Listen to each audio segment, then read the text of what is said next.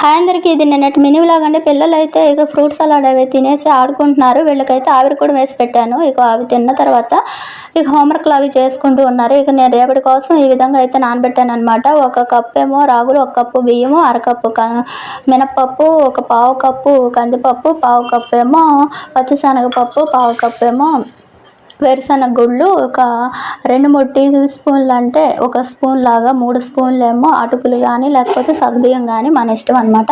అలా వాటర్ పోసి 4-5 సార్లు కడిగేసేసి మంచిగా పక్కన పెట్టేసేసాను. వాటర్ పోసి నానబెట్టాను. మార్నింగ్ ఇక లేచి రుబ్బేసుకొని ఇన్స్టెంట్గా వేసేసుకోవడమే, పులి అవసరంలో. తర్వాత రసం అయితే పెట్టాను. ఎండుమిర్చిని కొంచెం స్టవ్ మీద కాల్చి ఉప్పు, ఈ విధంగా టమాటాలు, పచ్చిమిర్చి, ఇక కొంచెం కొత్తిమీర మొత్తాన్ని ఇట్లా చేసి పైసుకి 2 గ్లాసులు వాటర్ పోసి ఈ విధంగా స్టవ్ మీద పెట్టేసి దీంట్లో పసుపు, కారం, ఉప్పు తగినంత వేసేసుకొని ఇలా తిరగమాత పెట్టేసాను. బాగా మరిగిన తర్వాత వేడి అన్నంలో